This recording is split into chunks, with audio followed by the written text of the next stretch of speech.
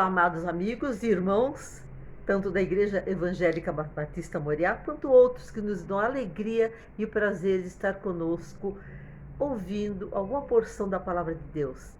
Vou mencionar agora um salmo muito conhecido, quase poético, que todos falam: o Senhor é meu pastor e nada me faltará. O Senhor é seu pastor e é meu pastor.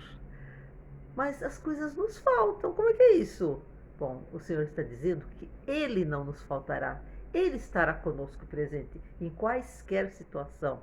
Pode ser no vale da sombra da morte, na alegria, no velório, em todas as situações Ele estará lá. Depende de você reconhecê-lo naquela situação. Então ele diz: o Senhor é o meu pastor e nada me faltará, diz o versículo. Então ele não vai te faltar. Basta você verdadeiramente buscá-lo. E ainda no Salmo 23:6 diz o seguinte: bondade e misericórdia me seguirão todos os dias da minha vida. É algo que eu já falei, mas eu gosto muito de mencionar. Saber que hoje tem bondade e misericórdia para você. Hoje tem bondade e misericórdia para mim. Que grande bênção, não é mesmo? Vamos orar? Nosso Deus, nosso Pai de amor, louvado, engrandecido, exaltado seja o teu nome na realidade, ó Pai. Que possamos te louvar, que possamos te engrandecer no nosso viver, no nosso falar, ó Deus. Que falemos entre nós com salmos e hinos e lembrando quanto que o Senhor é precioso para nós, ó Pai. Perdoa os nossos pecados, Senhor, livra-nos dos males, ajuda-nos em nome de Jesus, obedecermos a tua palavra, te reconhecermos em todos os seus caminhos, para que o Senhor endireite as nossas veredas e que o Senhor aceite a gratidão do nosso coração, porque o Senhor é nosso pastor, o Senhor não nos falta, porque o Senhor todo dia derrama bondade e misericórdia para o nosso viver. Te adoramos, te amamos e te pedimos, Senhor, nos fortaleça nesse caminho que é teu caminho, porque nós queremos te agradar, pois oramos agradecidos com todos aqueles que conosco te louvam e ouvem esta oração que é colocada no teu altar no nome santo, precioso de Jesus. Humildemente te pedimos isso e clamamos. Obrigado no nome de Jesus. Amém, Senhor.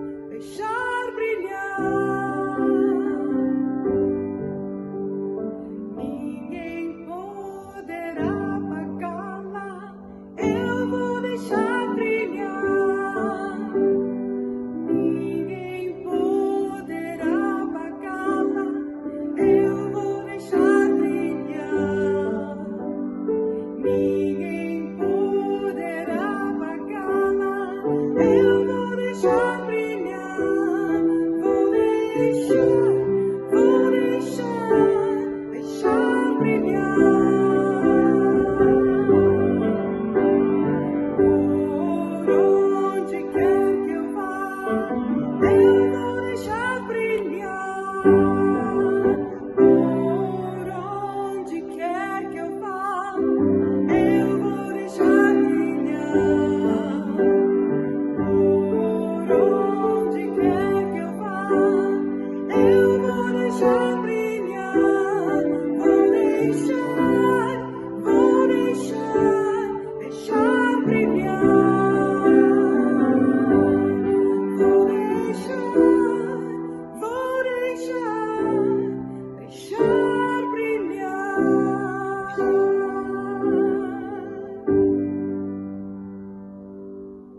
queridos irmãos, que a graça do nosso Senhor Jesus Cristo esteja com todos nós nesta noite e que nós possamos compartilhar realmente um pouquinho da nossa fé.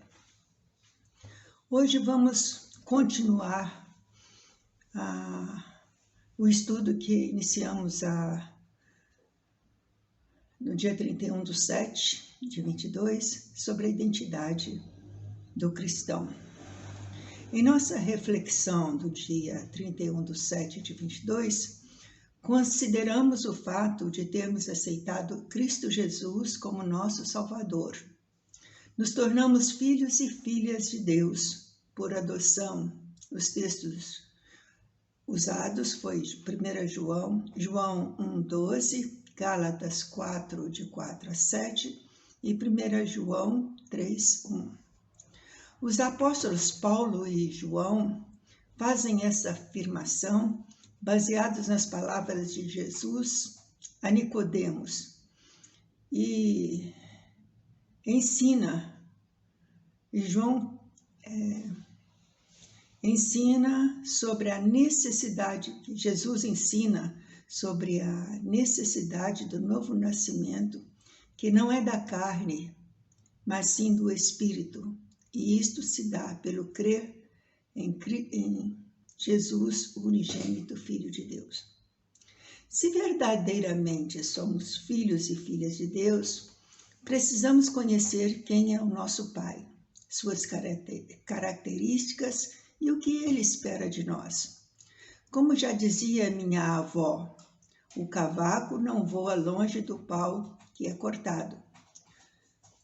Ao pouco que ela conhecia sobre genética, é lógico, mas Deus também não quer que nós estejamos longe daquilo que Ele é e daquilo que Ele espera de nós. Se verdadeiramente somos filhos e filhas de Deus, precisamos conhecer quem é o nosso Pai, suas características e o que Ele espera de nós, Então, vamos ver. Quem é o Pai de Jesus Cristo e o nosso Pai por adoção? Sabemos que Ele é dono do universo, Criador e sustentador dos céus, da terra e de tudo que há nela. Sabemos também que tudo acontece segundo seus propósitos. Ele é tão meticuloso que Jesus, no seu discurso registrado em Mateus 10:30 e Lucas 12:7, afirma: mesmo os cabelos da vossa cabeça estão todos contados. E vai mais longe. Lucas 21, 17-18 diz: sereis odiados por todos por causa do meu nome, mas não se perderá um único cabelo da vossa cabeça por causa deste ódio, é lógico. Isto é confirmado em Atos dos Apóstolos, quando Paulo fala aos tripulantes do navio que estava para naufragar. Os tripulantes queriam lançar ao mar com medo da tempestade. E Paulo diz: rogo-vos, portanto, que comais alguma coisa, porque disso depende a vossa segurança, porque nem um cabelo cairá da cabeça de qualquer de vós. Temos aprendido desde a nossa infância que Deus, o nosso Pai, tem atributos especiais e não compartilháveis com o homem. Ele é poderoso, pode todas as coisas. Ele é onisciente, sabe de todas as coisas. Ele é onipresente, está em todos os lugares e disponível quando invocado. Ele tem também muitos atributos compartilháveis e que nos foram dados pelo Espírito Santo de Deus, conforme escreveu o apóstolo Paulo aos Gálatas 5, 22 e 23. O amor, o gozo, a paz, a longanimidade, a benignidade, a fidelidade, a bondade, a mansidão, o domínio próprio. Contra estas coisas não há lei. Agora, que você conhece um pouquinho mais de quem é Deus, porque Ele é muito mais do que já foi falado até agora, sugiro que você escreva uma carta dizendo 3 coisas. Primeiro, agradeça por Ele ter decidido adotá-lo como filho. Essa decisão é de Deus e nós o aceitamos pela fé. Expresse sua gratidão pela imensa afeição que Ele lhe tem. Ele nos ama muito. Diga que você submeterá à sua autoridade, pois sabe que Ele só quer o seu bem. Concordam comigo? Eu já fiz isso e foi muito bom esta experiência. Vejamos o que Deus deseja de seus filhos e filhas. Ao se apresentar a Moisés no Monte Sinai, no meio da sarça ardente, ele diz: Eu sou o que sou. Êxodo 3:14. Isso representa o símbolo vivo do dinamismo inextinguível de Deus, que queima como fogo com amor e justiça. Ele é 2 coisas: amor e justiça. Mas que permanece o mesmo e nunca acaba. Ele é o autor da vida e da salvação. Eu sou o que sou. É uma palavra hebraica que significa Jeová, Yahvé, e expressa o fato de que ele é o Deus pessoal, infinito e original, que está por trás de tudo e para a qual todas as coisas convergem. Javé é normalmente traduzido por Senhor. Esses dados estão contidos no dicionário ilustrado da Bíblia. Deus deseja que sejamos santos, porque Ele é santo. Em Levíticos 20, 7 e 8, ele expressa o seu desejo para seus filhos. Portanto, santificai-vos e sede santos, porque eu, o Senhor vosso Deus, sou santo. Guardai os meus estatutos e cumpri-os. Eu sou o Senhor que vos santifica. Esse assunto foi amplamente estudado pelo pastor Edson no culto de reflexão do dia 18/8/22. Em Levíticos 19, 2, Deus já tinha sido enfático na sua palavra.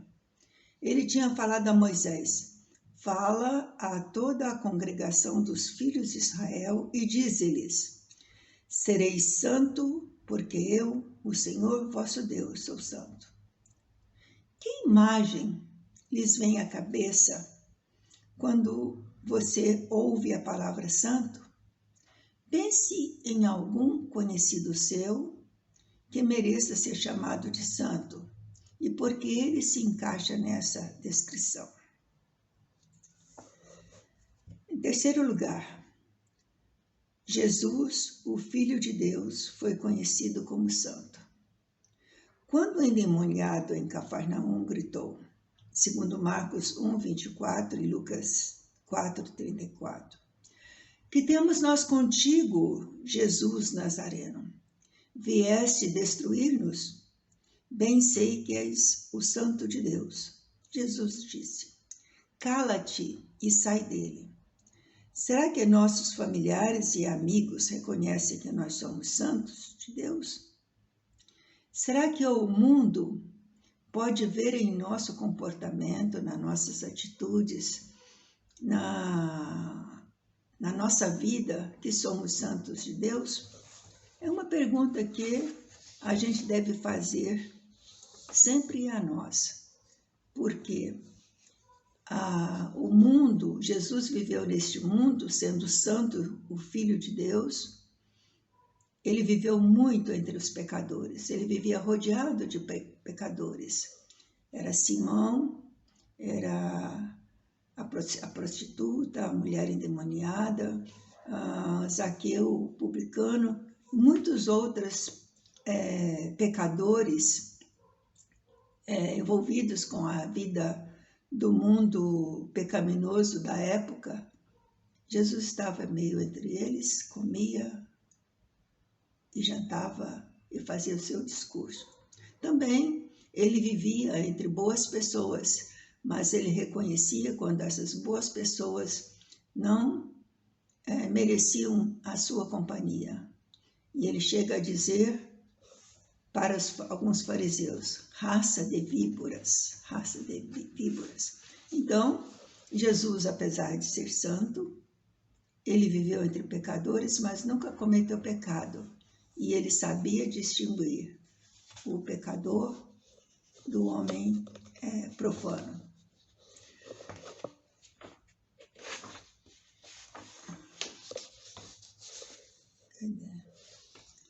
O retrato bíblico de santo, segundo o apóstolo Paulo, escrevendo aos Efésios, diz: ele considera todos os cristãos ou crentes como santos, uma vez que eles morrerem para o mundo e têm uma nova vida em Cristo Jesus. Vamos destacar esses versículos da palavra de Deus à igreja de Éfeso.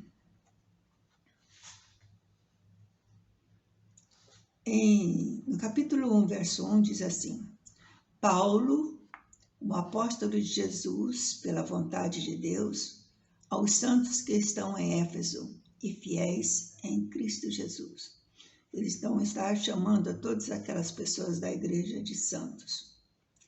Em 1, 18 e 19, ele diz: sendo iluminados os vossos olhos do vosso coração, para que saibais qual seja a esperança da sua vocação, e quais as riquezas da glória da sua herança, nos santos, qual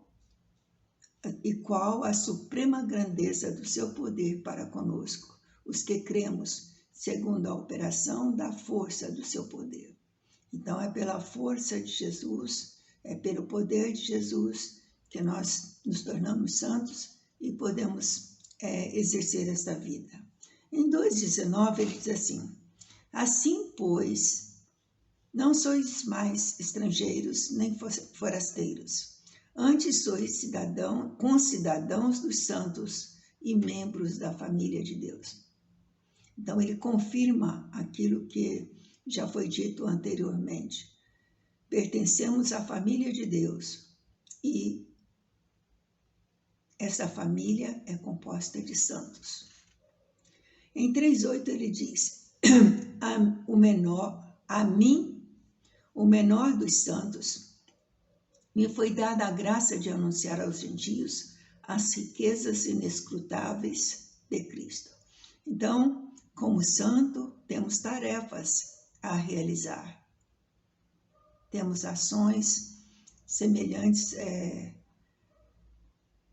àqueles atributos compartilháveis de Deus na nossa viver de cada dia. Assim, pois, não sois mais estrangeiros nem forasteiros, antes sois concidadãos dos santos e membros da família de Deus. Essa família de Deus no mundo tem que ser diferente. Aí, em 3,8 ele diz: o menor de todos os santos me foi dada a graça de anunciar aos gentios as riquezas inescrutáveis de Cristo. Cristo tem muita coisa para nos ensinar. Ele é rico em conhecimento, em verdade e em vida. E Cristo fala num certo momento: conhecereis a verdade e a verdade vos libertará. Eu sou o caminho, a verdade e a vida. Ninguém vem ao Pai senão por mim. Essas palavras de Jesus são muito significantes para a nossa vida, porque nele temos a verdade e essa verdade deve ser anunciada. Em 4, de 11 a 13, ele diz assim: e ele deu uns como apóstolos, e outros como profetas, e outros como evangelistas, e outros como os pastores e mestres, tendo em vista o aperfeiçoamento dos santos, para a obra do ministério, para a edificação do corpo de Cristo, até que todos cheguemos à unidade de fé e do pleno conhecimento do Filho de Deus, ao estado de homem feito, à medida da estatura da plenitude de Cristo. Então, nós, cristãos, temos um grande ministério que é de ajudar outras pessoas a crescerem nesse conhecimento até que todo o povo de Deus chegue à unidade do pleno conhecimento do Filho de Deus. Para isso, Paulo acrescenta em 5,13: mas a prostituição e toda sorte de impureza, cobiça, nem sequer se nomeia entre vós, como convém a santos. Quer dizer, como santos, estamos separados de um mundo cheio de pecado, de prostituição, de malícia, de mentiras. Essas coisas não devem fazer parte da vida dos santos. E finalmente ele diz: orando em todo o tempo no Espírito e para o mesmo fim, vigiando com toda perseverança e súplica por todos os santos. Na santidade proposta por Deus, não há lugar para o egoísmo de um melhor do que o outro. Quando alguém está caindo, devemos ajudar e a levantar, porque todos precisamos continuar a caminhada de santidade para Cristo Jesus. O que podemos aprender a respeito da visão de Paulo sobre a santidade? É uma pergunta que cada um de nós vai fazer a nós mesmos, porque o termo santo significa ser separado. E o que significa para você ser separado? É outra reflexão.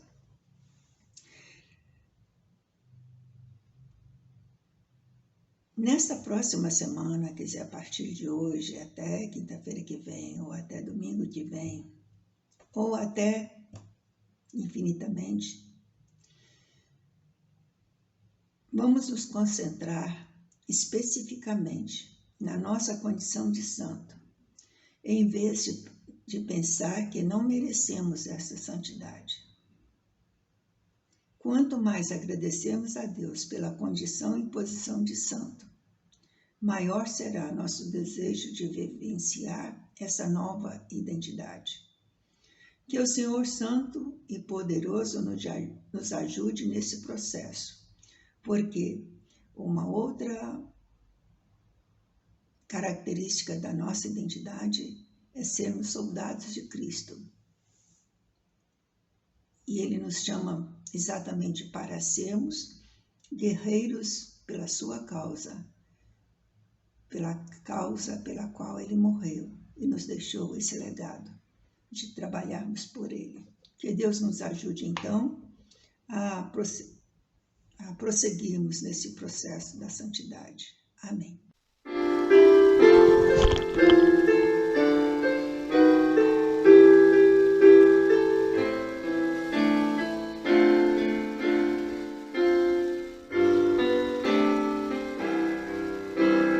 Santo, Santo, Pai bondoso, Santo, Santo, Deus poderoso,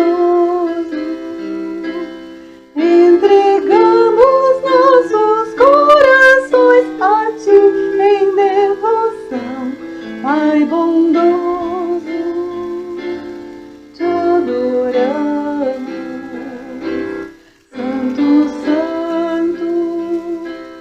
Cristo amado, pela cruz nós somos redimidos, elevamos nossas mentes em constante adoração. Cristo amado, te adoramos, Santo, Santo, Santo Espírito, enche de poder.